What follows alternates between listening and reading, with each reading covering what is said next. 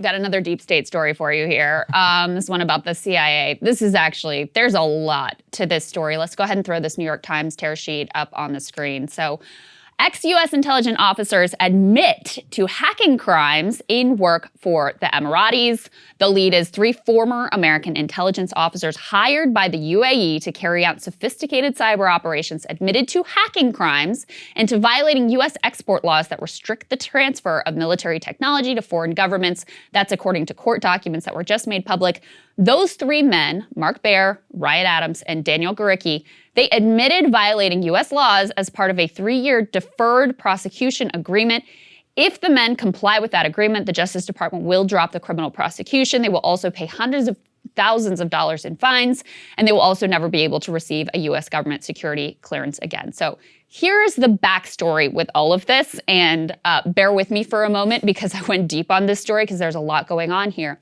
The CIA has been warning that there's a real problem with their former officers who, understand all of our deepest tools of spycraft and hacking and all of this in this global cybersecurity world are now getting hired by other countries for hundreds and thousands of dollars to go and apply their tradecraft from that they learned the CIA, sometimes against now our own people. So these former intelligence officers are selling themselves to the highest bidder, to go and do nefarious work for whatever government is willing to pay them the highest price.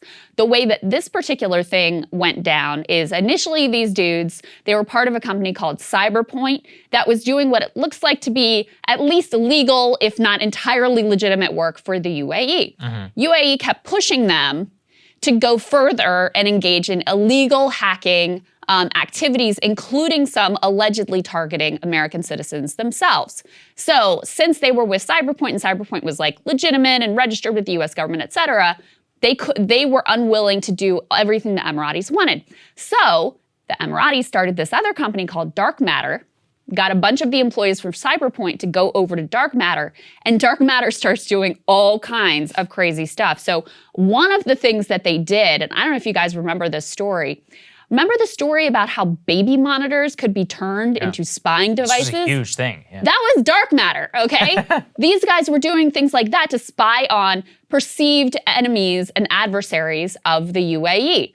So that's Dark Matter, but they're far from the only firm that's engaged in this type of nefarious activity. In fact, the biggest, sort of most notorious one at this point is this group called NSO that we told you about before. It's an Israeli-based firm.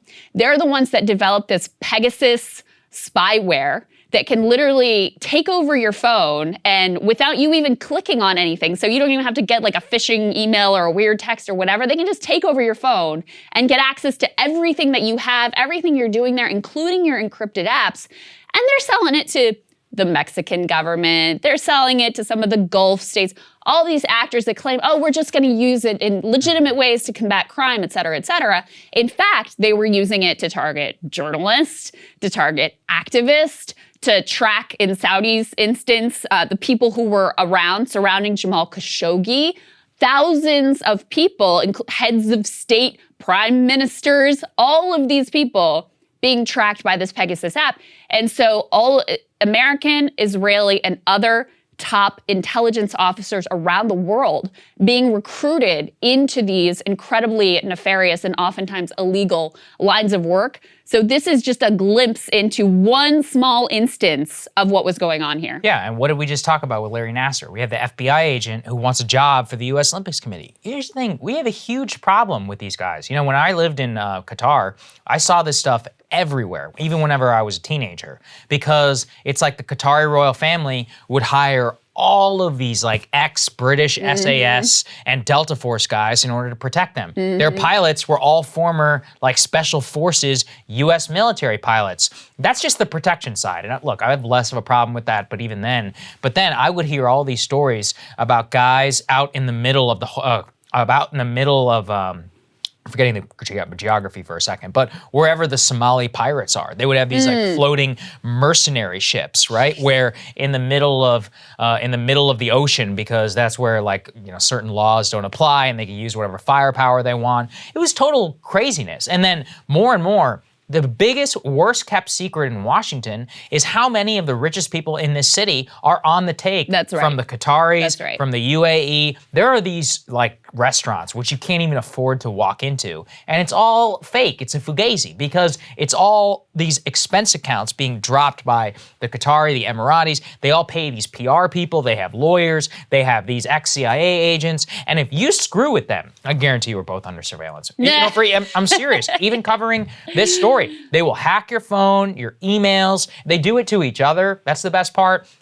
The Qatari ambassador, the Emiratis, their ambassadors' emails were all leaked, like to WikiLeaks or whatever. It was clearly by the Qataris. And it was like the Qataris will go and, you know, their stuff will get hacked. And so all of it, the people who are playing this game are hired guns who worked for us, who we trained. Some of these guys aren't just CIA, some of them are NSA. They worked on some of the top like hacking protocols. They can go out and sell that on the private markets for millions of dollars, hundreds of thousands, contracts, their skill set. I mean, this is supposed to be classified. We have a massive problem with this all across the world. And the authoritarian regimes in the Gulf, because they have all this money, they'll pay top dollar for you to do all of this stuff.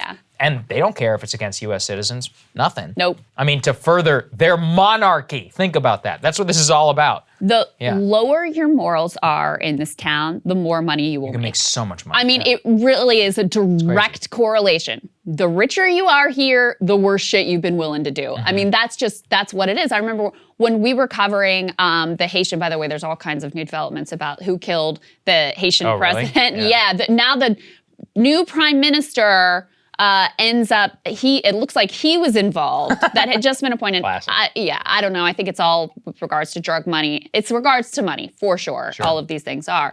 But there were stories about how, you know, people were showing up with this political vacuum that was created, throwing lots of cash at lobbyists here to take their side in the dispute so that they would be the chosen one by the US government to lead the country next.